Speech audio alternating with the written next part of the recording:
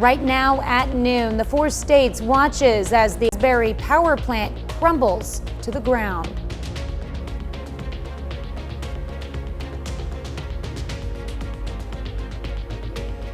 And the Supreme Court strikes down affirmative action in college admissions, what it means for universities moving forward. The 4 states' most watched news starts now.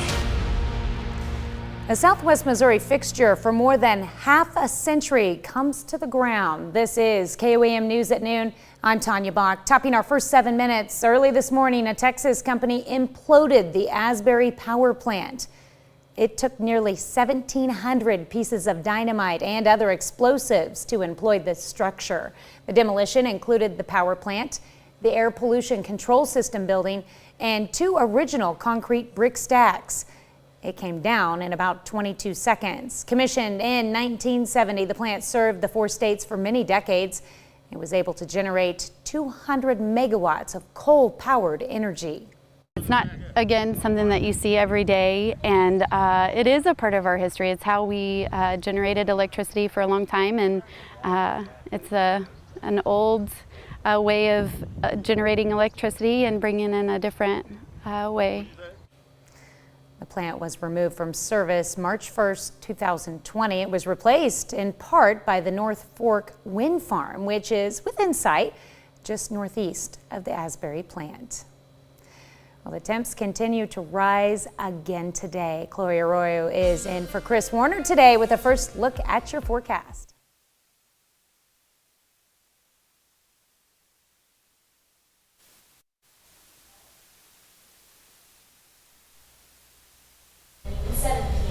For southwestern counties in Missouri, but we also have an excessive heat warning for northeastern portions of Oklahoma. This is in effect until 9 p.m., which is a little bit more elevated than the heat advisory. So this is something you want to make sure you're staying aware of, especially if you have those outdoor plans today. Stay hydrated with those hot temperatures. Right now, let's take a look at 7th range line. We've got temperatures feeling like 104. We haven't even hit that triple-digit mark yet. We're sitting at 96 right now. But we're feeling a whole lot warmer. We've got that southwesterly wind coming in and bringing in those warmer temperatures, hanging around the mid to lower 90s. Nevada 93, Lamar 94, Carthage, you're hanging at 95 right now. Our dew points in the 70s, which is really in that muggy to sticky, and for some folks heading to that soupy range, which makes the air feel a little heavier and make those temperatures feel even hotter. Now, with that being said, our temperatures feel across the board in the triple digits. Webb City feels like 103, the ocean triple digits as well. Fort Scott and Pittsburgh feeling like upper 90s. It's still really toasty. Now, coming up in a bit, we'll talk a little bit more details about the potential record-breaking temperatures that we can reach, as well as the chances for storms coming up. All right, thanks, Chloe. Well, deadly heat and smoky air are affecting close to a third of the country's population. The heat has killed 13 people so far. Today, more than 62 million Americans are under excessive heat watches, warnings, and advisories. The National Weather Service warns these dangerous conditions will keep up through the 4th of July. And then there's the smoke from Canadian wildfires expected to blanket many big cities from the Midwest to the East Coast. Forecasters say Canada is expected to stay dry and hot for the rest of the summer, which could mean months of poor outdoor air quality for much of America. Well, thousands of travelers remain stranded after severe weather forced delays and cancellations at airports across the country. On Wednesday, flight tracking company FlightAware says more than 1,900 flights were canceled in the U.S. More than 2,800 flights were delayed. Well, the U.S. Supreme Court handed down a major decision regarding affirmative action. Natalie Brand reports from the Supreme Court. The Supreme Court struck a blow to affirmative action at colleges and universities across the country, ruling it unlawful in the admissions process. Writing for the court's majority, Chief Justice John Roberts said that Harvard and the University of North Carolina's race-conscious admissions programs violate the Equal Protection Clause of the 14th Amendment. Lawsuits against the schools allege the policies discriminated against white and Asian American applicants. Today, the court said the way to end racial discrimination is to stop taking race into account. In her dissent, Justice Sonia Sotomayor wrote the decision rolls back decades of precedent and momentous progress. And in a separate dissent, Justice Ketanji Brown Jackson, the court's first black female justice, called the decision a tragedy for us all. Universities who have been bracing for this decision have begun thinking of alternative ways to increase diversity on campus. So we might see colleges and universities put more weight, for instance, on where did you grow up? Do your parents have graduate degrees? What zip code did you grow up in? The Supreme Court upheld using race as a factor in college admissions programs as recently as 2016, but that was before the court's makeup moved sharply to the right with a 6-3 conservative majority. Natalie Brandt, CBS News, the Supreme Court. The Supreme Court still has more big rulings to come this term, including President Biden's student loan forgiveness program to erase or reduce debt for tens of millions of Americans. The High Court is also considering another case concerning whether a Colorado wedding website designer can deny services to same-sex couples. Virgin Galactic's rocket plane to the edge of space. For the billionaire owner, Richard Branson, it's a milestone in the space tourism venture he founded nearly 20 years ago.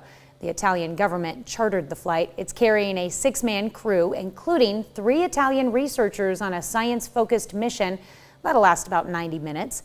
With its launch from New Mexico this morning, Virgin joins Blue Origins and SpaceX in the business of astrotourism. And if all goes well, plans to offer monthly flights. And that's a look at today's top stories and weather in our first 7 minutes. Up next on KOAM News at noon, we head north to Canada for season 5 of CBS's Tough as Nails. And later we're making shrimp mac and cheese in the Mr. Food Test Kitchen. Well, Sunday night, the hit reality series Tough as Nails returns for its 5th season with a 2-hour premiere. For the first time ever, the gritty competition will play out on Canadian soil and will feature essential workers from both the U.S. and Canada. Check out this behind-the-scenes preview. Yeah! Yeah! Come on! Tough as nails! Tough as nails! Yeah. The idea that we're now shooting season 5 is truly extraordinary. We shot our first 4 seasons in Los Angeles, and we wanted to change it up. You are the chosen ones! If you want a location that epitomizes a Tough as Nails location, then you really can't look any further than Hamilton, Ontario, a place known as the Hammer, where there's a lot of tough people. And for the first time ever, we allowed Canadians to be on Tough as Nails. I'm Canadian, and it's about time that we were put on the map. People are going to see what Canadians bring to the table. Hey, everybody! Representing Canada right here! The people they're seeing on camera are the people that we see in our neighborhood every day. Our mothers and fathers, brothers, sisters. They're real people in real life who are real tough. There isn't a job that I have not done or not willing to tackle. I'm here to get the job done. I'm a firefighter with the city of Edmonton. I'm a union iron worker in Los Angeles. I'm a CO2 technician. I am a motorcycle builder. I'm a tool maker. It's not just about being the overall winner. If a team wins a challenge, each team member is going to get paid. Nobody goes home empty-handed. Team of awesomeness! This season, I can honestly say we have the fittest, toughest, most highly skilled group of contestants on Tough as Nails that we've ever had. In the end, only one of you is going to win the $200,000, a brand new Ford truck, and the coveted Tough as Nails belt. I am here to prove that Mama still got it. I am that underdog, and I'm going to prove, these little guys, you got to watch out. I'm unassuming. You don't think I'm a fierce little warrior, but watch your back. I'm pretty fierce. I'm a fighter. That's why I'm going to win. That's why that's my belt. It's high octane, highly emotional content that'll make you cry, that'll make you laugh. This is going to be the best thing they've ever seen on TV. You'll be hooked. You'll be there for the whole season. Tough as Nails, the 2-hour season 5 premiere airs Sunday at 7 p.m.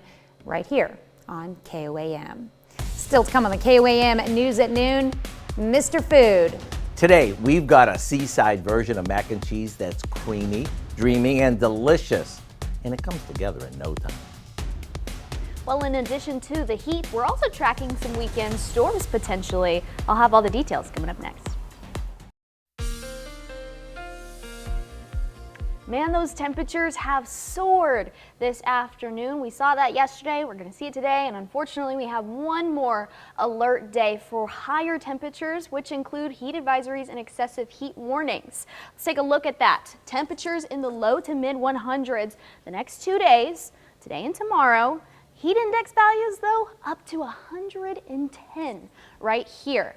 That is for today, and into tomorrow we'll see a little bit of a break heading into Saturday when we see the chance for some rainfall. That'll hopefully cool us down a little bit into the lower 90s. Records, however, are hanging around. Our forecast for today, 104.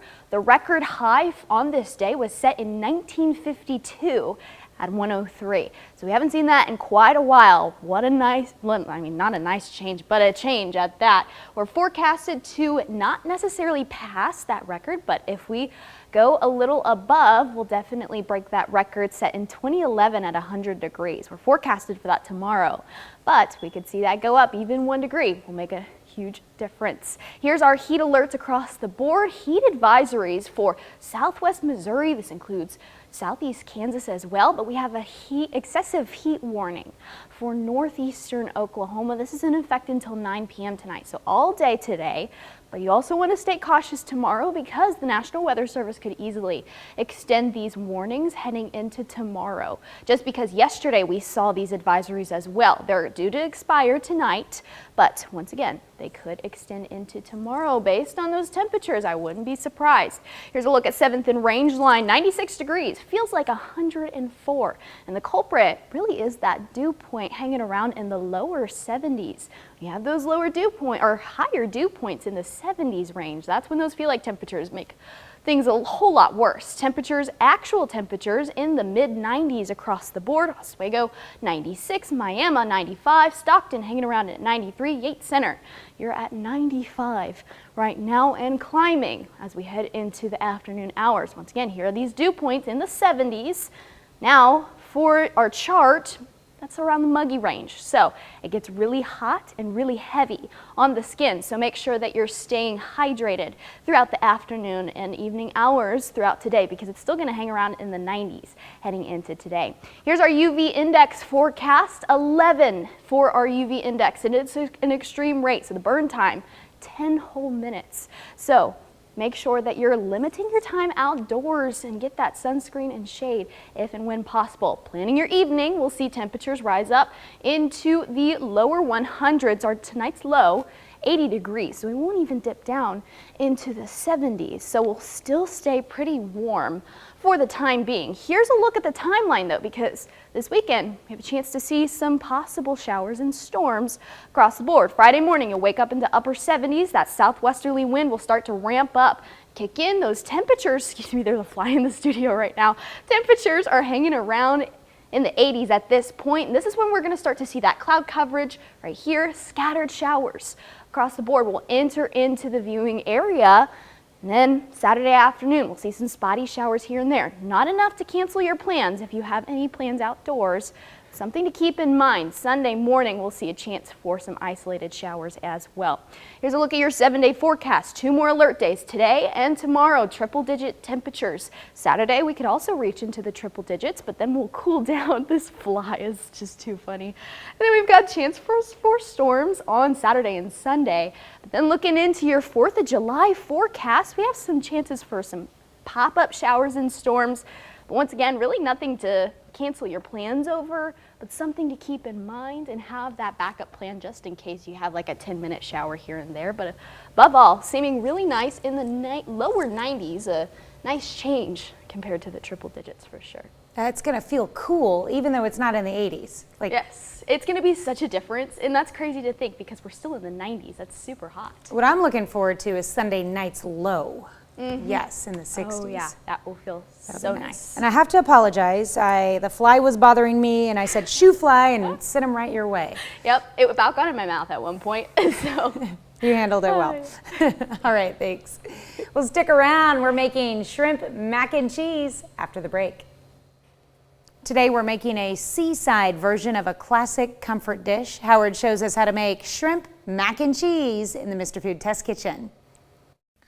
When it comes to cooking during the summer, many of us are thinking of tossing something on the grill or making an easy throw-together salad. But after a while, we start craving something a bit more comforting.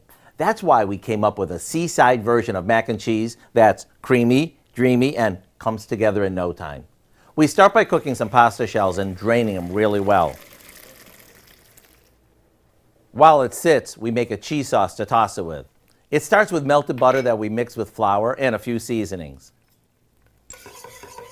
Once it's golden, we slowly whisk in some milk and let it simmer until it thickens up. Now for the best part, we stir in lots of shredded cheddar cheese. After it melts, we gently stir in the cooked pasta, some shredded mozzarella cheese, and a good amount of shrimp. Now we'll spoon this into a casserole dish, top it with some buttery cracker crumbs, and pop it in the oven. You'll know it's ready when it's bubbling hot and the topping is golden. Then get ready for lots of comfort. It's cheesy, it's creamy, and it's weeknight easy. To get the recipe for what we call our shrimp mac and cheese, all you have to do is visit our website. Here you go. I'm Howard with Kelly in the Mr. Food Test Kitchen, where today we found a comforting way for you to say, ooh, it's so good. It looks good. And you can find this recipe along with a lot more good food from the Mr. Food Test Kitchen online. Just go to our website at KOAMnewsnow.com. Here's a look at our 4 state market prices.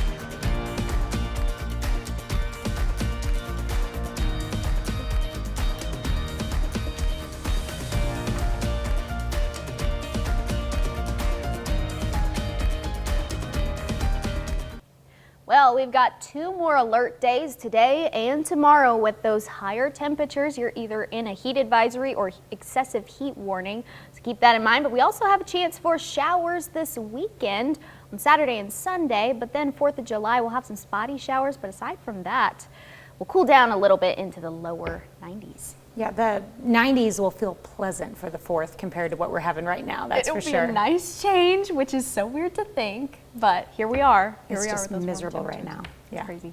All right, thanks, Chloe. Well, coming up tonight at 5, new data from the Consumer Product Safety Commission shows there were more than 10,000 fireworks-related injuries last year.